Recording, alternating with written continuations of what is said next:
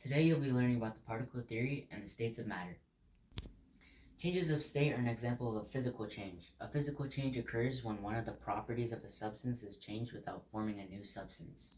The four states of matter are solid, liquid, gas, and plasma. Solid, liquid, gas are the ones we're going over in the video. Plasma we won't go in depth into. The particle theory is used to explain the behavior of matter in terms of tiny particles. The particle theory has 5 postulates / statements. Here they are. Number 1, all matter is made of extremely small particles. Number 2, all particles of a pure substance are identical. The spaces between particles are very large compared to the size of the particles themselves. Number 4, the particles in matter are always moving, and temperature influences the speed. So if you increase the temperature, the particles move faster. If you decrease the temperature, they move slower. Number 5, the particles in matter attract to each other.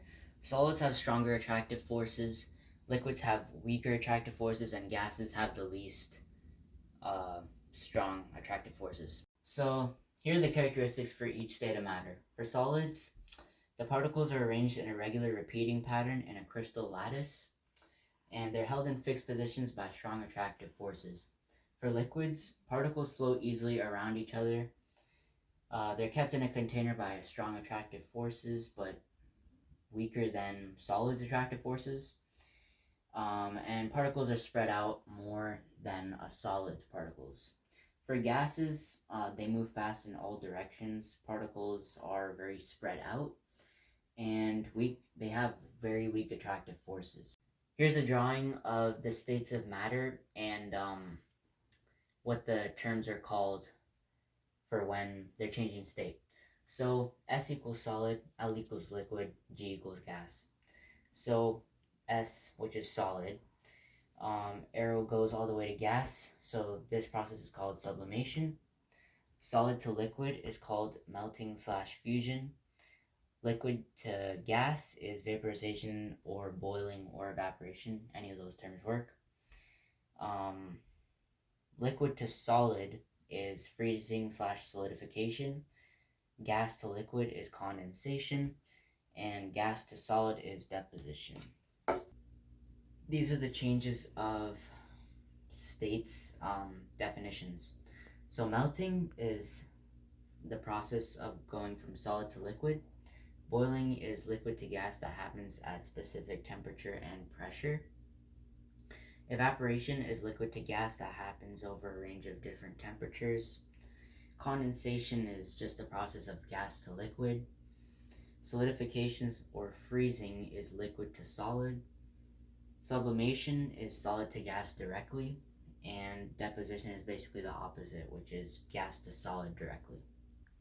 So now we have a table here. So we got the property, solid, liquid, and gas. By the way, definite means fixed, and indefinite means it's not fixed. So for the shape of a solid, it's definite. It can't be changed. It's in its fixed shape. For liquid and gas, though, it's indefinite, which means you can get it to be shaped in different ways and forms. For volume, solid is definite, meaning the volume can't be changed. Same thing for liquid, but for gas, it's indefinite, so it means it can vary. Ability to flow, obviously a solid can't, and a liquid and gas can. Ability to be compressed, solid very slightly because the particles are already really close to each other. For liquid, it's slightly because you have a little bit more breathing room between the particles, and then greatly between gas particles because the space is pretty big. And for volume change with heating, solid is very slightly once again, liquid is slightly once again, and gas is greatly once again. And now to end off, we're just going to go through some examples for each one real quick. So for solids, you have rock, wood, ice, metal, bricks, glass. For liquids, you have water, milk, oil, juice, blood, and alcohol. And for gases, your examples are hydrogen, oxygen, carbon dioxide, helium, and water vapor. So thank you for listening, and I hope you learned something new about the particle theory and the states of matter.